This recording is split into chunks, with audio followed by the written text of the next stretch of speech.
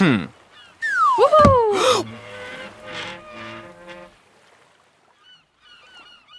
The human perception of fairness is less fair than we would like to think sometimes.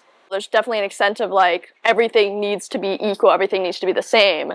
But a large part of that does manifest itself in selfishness, where it's like, not exactly that everything needs to be the same, but I need to be getting as good as these other people there. Like, they can't be getting more than me. And then, because like, that fairness is there, but it can kind of be influenced by our selfishness, when you end up getting more than these other people, it's kind of like, yeah, this isn't fair, but like, it's not that big of a deal. I think that's a huge point. We recognize when we're treated unfairly. Yeah. We don't necessarily recognize it or acknowledge it when we're treating someone else unfairly. Definitely. Like, we don't feel that. No. I'm not like, your mom goes and does the laundry and, washes my stuff. I don't feel like all hurt inside that, she's doing that for me. Mm-hmm. But what about her? Do you think that she, on some level, feels that unfairness? Probably. It'd be hard not to, right? Like, when you're doing the majority share in something, it comes naturally to you to be like, hey, this isn't fair for me. Yeah. I mean, I don't think that she can just turn that off. No. Right? But she still does it. Yeah. And by and large, I don't think that she makes us feel bad for that.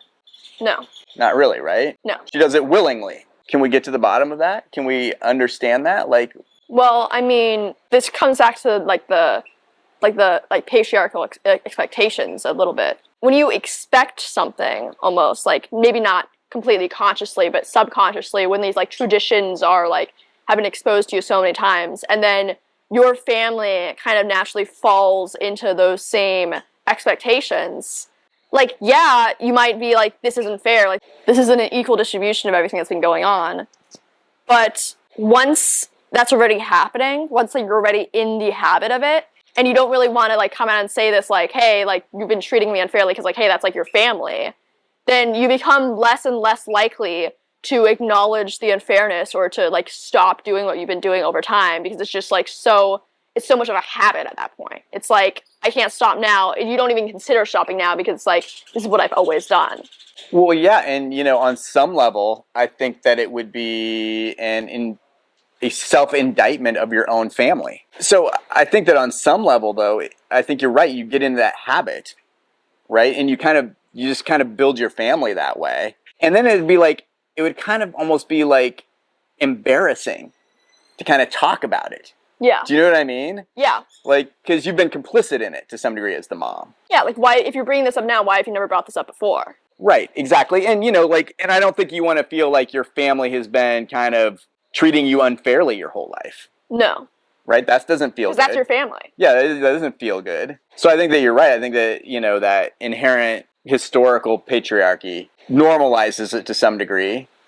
You fall into the habit, and then it's kind of hard to get out of it to some degree. Do you think that there's something else, though, as well? I mean, like, listen, I mean, I feel like your mom and I have broken through most hereditary patriarchal systems in our relationship in a lot of ways, right? I mean, it's not like we have split our money in any weird ways, or I have more financial authority than she does, or in general, right? Mm-hmm. Do you think there's something else, maybe, something biological or, that allows women or that encourages women or that, makes women behave this way? To accept this level of unfairness in the family? No. I think it's mostly the patriarchy.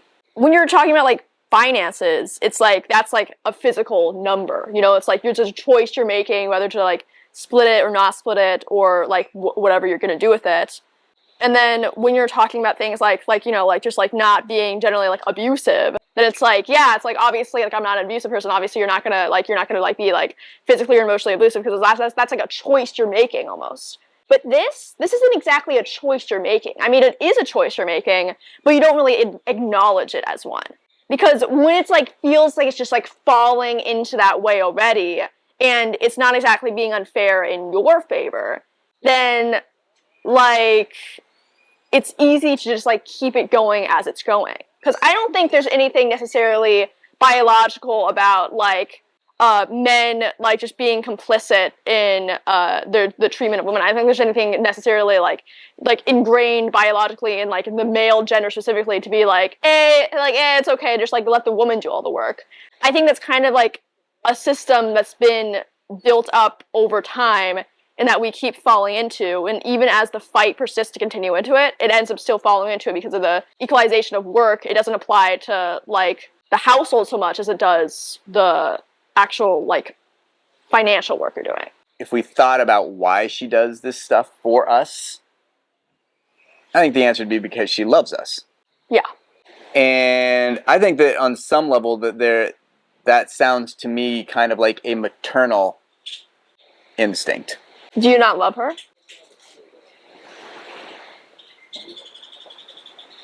Well, yeah. See, that's my point. Yeah, I do love her, but I wouldn't do more of the household chores than she does.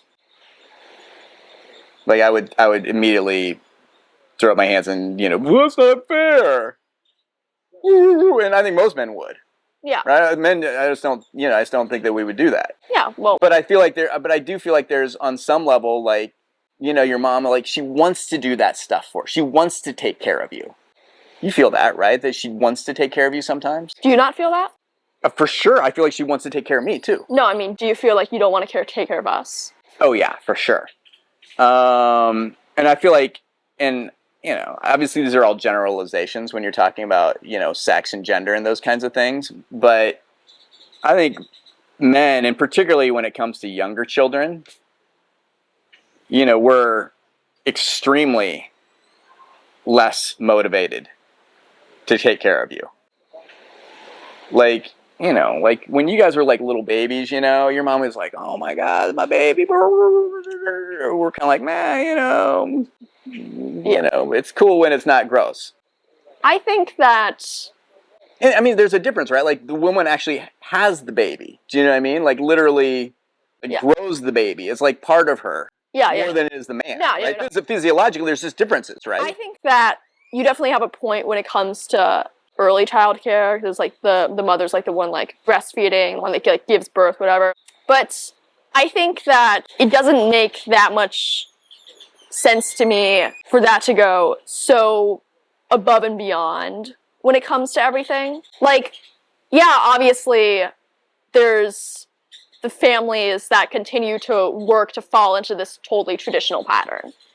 But like, in the way that we're talking about there being like a maternal urge to do all the work around the kids in the household, people in the past were talking about there being like that sort of maternal urge or feminine urge or like womanly urge to not work in the hard jobs, not work in the jobs that women are very obviously working at now, and they're doing a good job of it. Most of what we're talking about isn't biological. It's not that she has some sort of like womanly halo floating over her head that's like whispering in her ears and being like, be a good woman and take care of the household and never complain. I think that little halo is the patriarchy. I don't think that's a biological thing that people are born with. I don't think that girls are born with the urge to take care of children and to take care of the house. I mean, I think that speaking from personal experience, I'm definitely not born with that. Well, yeah, you're definitely not. I think I'm definitely not. Yeah, that's I don't think that boys are born with an opposite urge either. I think that, let me just like speak frankly here. When you're talking about not wanting to take care of the children, or you're talking about not wanting to take care of the house, or you're talking about like that maternal urge, I think you're feeling guilty. I think you're thinking, I haven't done this entire time. I haven't like been taking care of the house. And that's the whole reason you're having this conversation right now, because you're like, oh, this is an uneven distribution. But we're talking about our family. You're constantly bringing it back to how you're being unfair, how we're being unfair to her. So I think that you're kind of looking for this maternal urge to blame for why actually it's not us that's doing it. It's her that's doing it. It's her that's choosing to do it. And she continued choosing to do it. And it's almost be like depriving her of the maternal urge to make her stop doing it. But I just want to be clear. Yeah. like for my motivations, the reason I keep bringing this back to my family is I want to make it clear that I'm culpable. Yes. And I'm not trying to justify this at all. For sure. Like, I'm trying to figure out why the fuck this has happened and why we've allowed it to happen. Yeah. And so, I mean, I just want to make it clear, the reason I'm having this conversation, and this is a conversation that I feel like I might get kicked out of the men's club for even having. Do you know what I mean? Like, this, like, literally, I feel like this is, like, something that, like, there's, like, this unspoken rule that you don't talk about that. Mm-hmm. You know what I mean? And so I totally reject like the motivations you're putting on me for this. Uh-huh. Like it's exactly the opposite. I want to be like, I mean, and I'm floating this out as a foil at this point. You know, like I'm, you know, but I also want to get to the truth. Yeah. You know what I mean? Yeah. So, but either way, just you know, like in my opinion, whether she has a greater love than I do, and whether that would be biologically based or not, don't care. Still not fair, right? So in no way would that absolve any sort of moral, you know, situation involved with this. I don't think that you brought up this conversation to be like, oh, I'm going to explain our family and say that a woman take care of the house more, and that's because of maternal urge, and it's actually fine. We should keep going like that. No, that's not my opinion with you. I think that the maternal urge idea, it's not necessarily like a conscious choice to like forget about all of this. It's more like kind of a last resort to be like, there has to be a reason for this besides my own selfishness. But if there's no maternal urge, then you have to say that there's nothing that really like started this besides me. Like, it's your fault. Oh, and so, but so let me just be clear though. Like, I'm not trying to figure out my motivations. My motivations are clear. Uh-huh. They're selfish. Like that's I'm not like that's explicit. I think the kids are selfish too. Mm-hmm. The question I have is, what are her motivations? Right. Why does she like? Because I'll tell you, like, I wouldn't put up with it. Yeah. And I don't think any men hardly would put up with it. I mean, so you know, so I'm not trying to understand my urges. I get mine. Mine are like completely naturally, fully human, selfishness.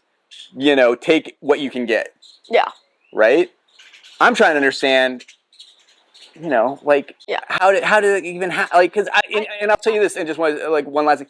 Like, I don't think there's any amount of social conditioning that you could put on me that would accept that. Right? And so, I mean, you've largely said, you know, it's the patriarchy and blah, you know, this, and of course, fully acknowledge the role in that and, you know, history. And I think that, in my opinion, I think that the patriarchal history of this makes it socially acceptable for men to be less than full contributors. Yes. But I don't care, like, if, like, I kind of care about being socially acceptable, but not enough that I would do more work than my fair share. Like, fairness is that important in human beings. Yes. So I'm trying to figure out, like, is there something else that, like, somehow... I'm going to extend a tendril out here. Yeah. And suggest that the idea that you could never be convinced of something, no matter how much someone, like, conditioned the society around you to expect that thing from you, is an idea that you have because you have a concrete sense of self and identity that is able to reject that thing.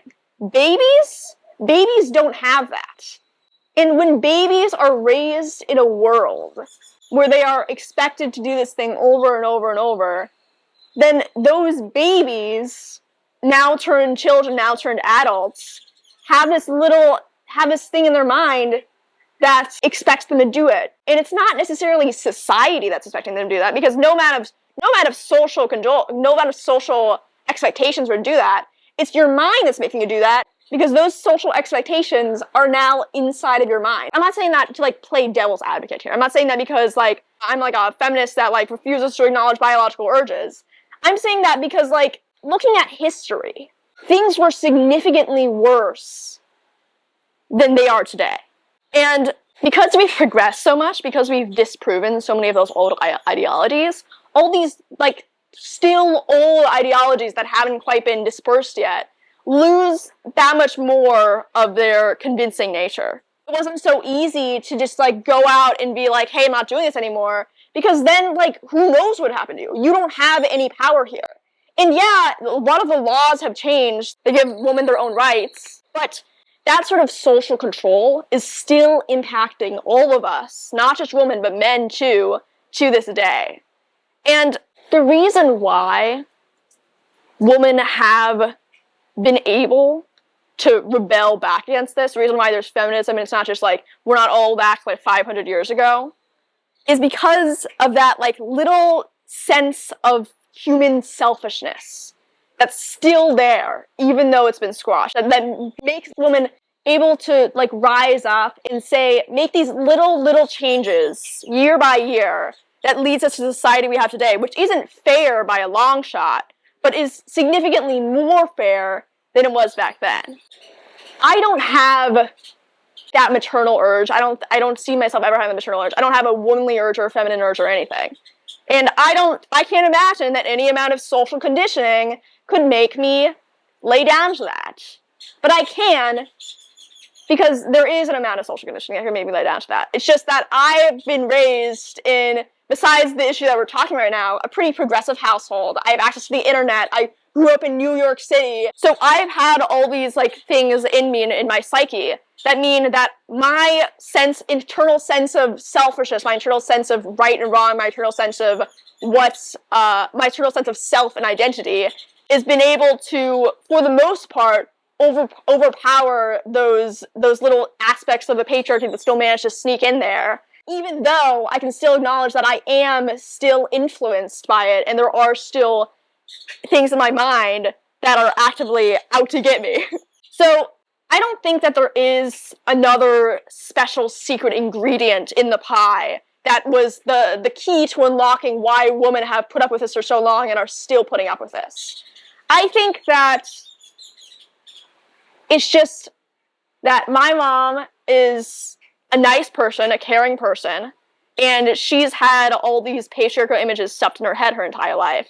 And you are, like, a nice person, but also, I would say, just besides the gender thing, because I think, personally, this was passed down to me a little bit, you are a little bit more of, like, a selfish person. For sure. And I can recognize that in myself, too. That's why I'm able to say, no, this isn't a men versus women thing, because obviously, right now, father-daughter, teeter-totter, we're both selfish. Well, yeah, and in our family, it's pretty clear that Rex is less selfish than you are. Absolutely. 100%. Right? I mean, it's not even close. Like, my biological urge here, it doesn't come from my gender. It comes from the genes that have been passed down from you. And so I think, my personal theory here, there is no secret ingredient. She's just nicer and more caring and less selfish than you are. And you dated, and then you married, and even though you didn't do anything that terrible when it comes to the relationship, and, like, abusive or anything, those patriarchal images got pushed down to you. And because both of you were already kind of inclined towards that area, like to be a little more selfish or a little more selfless, those were able to kind of push you further and further and further until they became a habit so ingrained in you that we're only talking about this now, 16 years after I was born.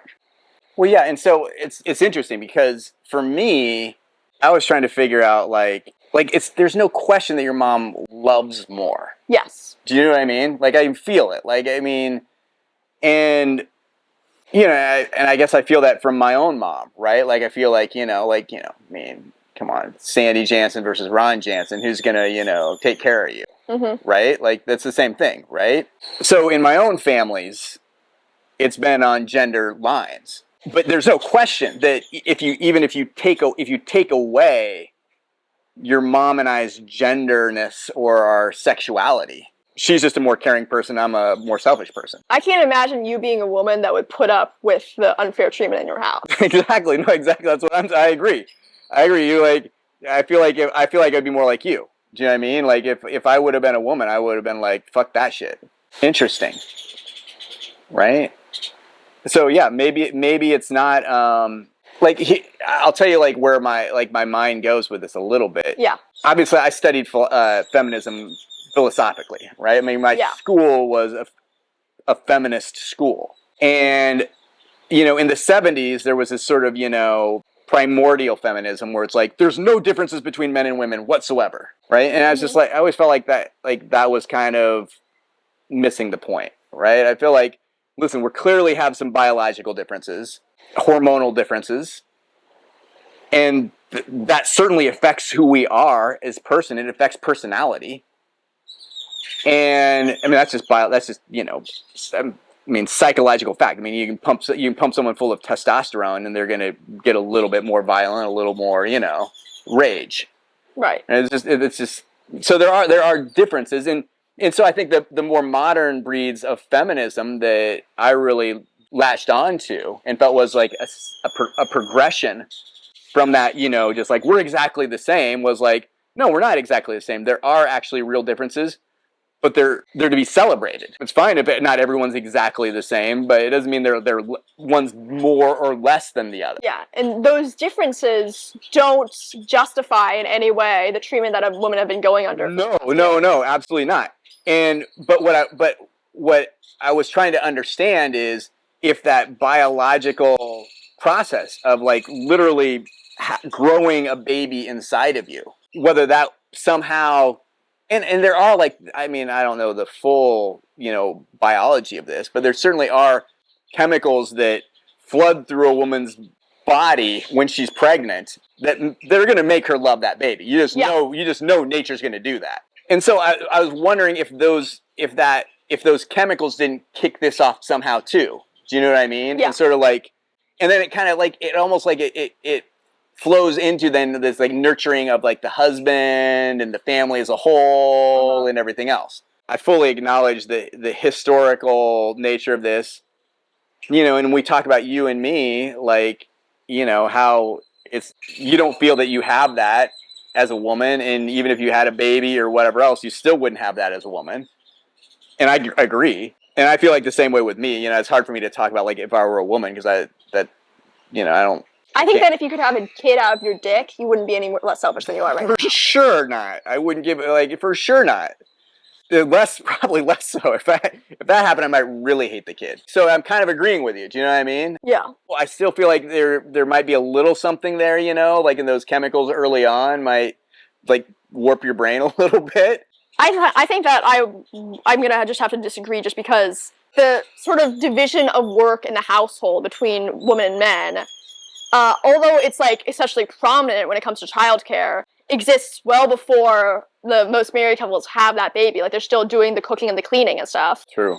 And so like that doesn't make any sense to me. Like where like what happens before is like as soon as you have a kid, you're sort of like, let me take care of all of you. Like that's not that's very obviously not what happens in like most of these like heterosexual couples. And just also because it's like, yeah, like those hormones are there to like make you like love the baby and make you take care of the baby. But even though there's like more examples of like single mothers, there are still examples of like single fathers where like those maternal urges just couldn't overcome that selfish virtue. Is like just like I'm getting the hell out of here. Well, yeah, and I mean, and obviously when we talk about sexuality and gender, we're generalizing, right? We know families where the man is more nurturing than the woman. Yeah. Like those exist in my friend circle. And there's certainly instances of people being so ingrained socially that they accept unfairness. Right? Like, I mean, I think that, the most, obvious yet horrific example in our history was slavery. Yes. Right? I mean, I think a lot of people who were raised as slaves on some level almost began to accept that that's what was supposed to happen. There's certainly no biological urges that are putting you into that position. No, exactly. And, and then of course you think about like, our whole capitalistic society and how, there's a sense of like some people who are raised poor almost feel like they're supposed to be poor. Yeah. Do you know what I mean? And that the rich people are supposed to be rich. And then that creates these sort of political paradoxes in my own mind. you know, that are very hard to explain in some ways. Yeah, it's like social conditioning has a really, really, really big impact on you and who you are as a person. And I think, of course, you know, I want to acknowledge it as both. Because on some level, like, listen, I mean, you know, you were born more selfish than your brother. Like, Yeah, I've nurtured him differently like than you. Nurture versus nature, there are more, like, there are, like, aspects of both in there. But they're not necessarily directly, although might be some impact on, like, your hormones, etc. There's no, like, direct line between men and women and being caring and not caring. So, as we've discussed, you know, this unfairness, I want to, you know, throw out something of hope, maybe. And that is, you know, when I look at, you know, my grandfather and my father and me, it has changed generationally. Yes. Right? It has gotten better. It will continue to get better. Well, I don't know if it's a given, right? We hope so. We hope so. And I would also say that, you know, I've always been really proud of my dad about this. He changed throughout his life. He was way worse when he was younger than he is now as an older man. And I think I've changed as well. I think I took way more advantage of your mother when she was younger than I do now. And, you know, that hasn't just been me, you know. Like, she's fought for that. And not to say that it's perfect at this point, because I think that you're right, that there's, beyond any gender roles or anything else, that I'm a more selfish person than your mom is. I think a lot of men and women are just kind of like, well, this is the way it is, you know? It's not the way it is. No. People can change. Yeah. We hope that you enjoyed that video, and if you did, please consider checking out the next one in the series. Or some of our other series on philosophy and life. We upload videos every Friday, so don't forget to like and subscribe. Like and subscribe. See you next week.